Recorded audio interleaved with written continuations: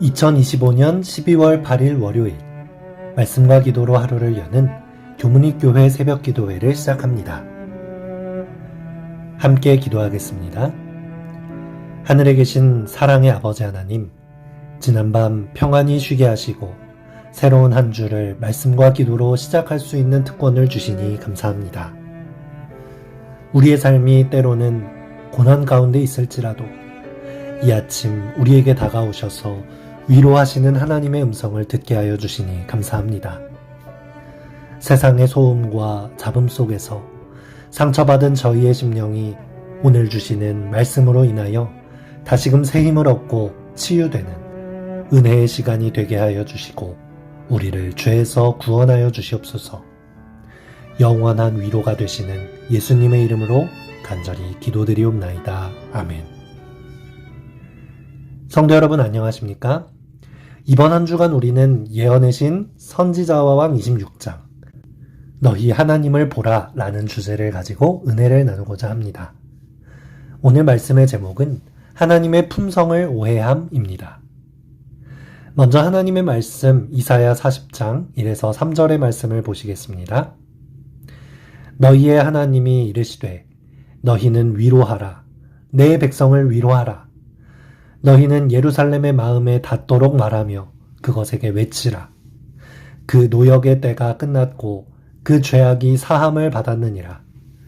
그의 모든 죄로 말미암아 여호와의 손에서 벌을 배나 받았느니라 할지니라 하시니라. 외치는 자의 소리여 이르되 너희는 광야에서 여호와의 길을 예비하라. 사막에서 우리 하나님의 대로를 평탄하게 하라. 이사야 40장을 배경으로 하는 이번 선지자 왕의 이야기는 역사적으로 볼 때 곧 멸망과 포로 생활의 시기를 앞두고 있는 이스라엘 백성들에게 주신 하나님의 희망과 위로의 메시지입니다. 오늘 본문 말씀은 절망 속에 있는 백성들을 향한 하나님의 가슴 벅찬 선언으로 시작합니다. 당시 이스라엘은 아수르의 위협과 다가올 바벨론 포로 생활이라는 어두운 그림자 아래 있었습니다. 그들은 자신들의 죄로 인해 더 이상 하나님께 돌아갈 수 없는 버림받은 상태라고 생각했고 희망은 끊어진 것처럼 보였습니다. 하지만 하나님께서는 선지자 이사야를 통해 엄중한 심판의 기별 후에 곧바로 위로의 기별을 보내십니다. 너희는 위로하라. 내 백성을 위로하라. 40장의 일부만 발췌하여 읽었지만 40장 전체를 읽어보면 이것은 단순히 등을 토닥여주는 수준의 위로가 아닙니다. 죄로 인해 막혔던 담을 허무시고 사막과 같은 고난의 길 속에 대로를 회복하시며 다시금 당신과 하나님의 백성의 관계를 회복시키시겠다고 하는 하나님의 강력한 의지의 표현입니다. 죄의 결과로 인해 단순히 심판하시고 벌을 주시는 것이 아니라 그 문제를 해결하실 수 있는 능력과 모든 것을 용서하시고 감당하실 수 있는 하나님의 품성을 기반으로 하는 오직 하나님께서만이 하실 수 있는 위로를 당신의 백성들에게 말씀해 주고 계신 것입니다. 하나님께서 이스라엘 백성들에게 내리신 심판의 형벌조차도 사실은 하나님께 돌아오게 하기 위한 수단에 불과합니다. 하나님의 모든 심판도 하나님의 사랑의 품성을 대변하는 것이죠. 하지만 사단은 이런 하나님의 품성을 오해하게 하기 위하여서 활동하고 있습니다. 이제까지 수십 년에 걸쳐서 이스라엘 백성을 당신께 돌아오라고 호소하시고 선대하시며 은혜를 베풀어 주셨던 것은 다 잊어버리게 하고 지금 당장에 당한 고난에만 집중함으로 하나님은 벌을 주시는 분, 두려운 분으로 오해하게 하는 것입니다. 선지자와 왕은 이렇게 기록합니다. 이사야의 시대의 인류의 영적 지각은 하나님께 대한 오해로 인하여 어두워졌다. 오랫동안 사단은 사람들로 하여금 저희 창조주를 죄와 고통과 죽음의 장본인으로 여기도록 하고자 애써왔다. 이와 같이 사단에게 기만을 당한 사람들은 하나님을 엄하고 가혹한 분으로 생각하였다. 그들은 하나님께서는 죄인을 비난하고 정죄하기 위해 감시하는 분이시며 죄인을 돕지 않을 합법적인 구실만 있으면 그를 받아들이기를 싫어하시는 분으로 생각하게 되었다.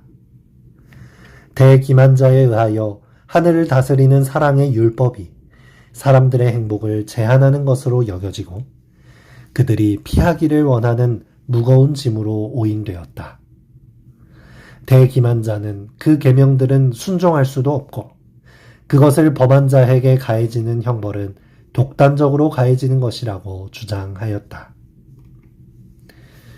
우리는 신앙생활을 하면서 때때로 하나님을 오해합니다. 내가 고난을 당할 때, 사업이 어려울 때, 질병이 찾아올 때, 우리는 무의식 중에 하나님께서 나를 벌하고 계신다라고 생각하거나 하나님은 무서운 분이라고 느끼게 됩니다.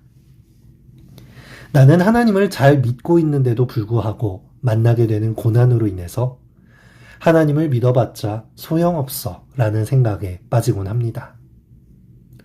사실 대부분의 시험과 고난은 하나님께서 주시는 것이 아니라 우리가 사는 곳이 죄악 세상이기 때문에 어쩔 수 없이 만날 수밖에 없는 고난이거나 우리가 고집하고 있는 죄에 대한 열매일 것입니다.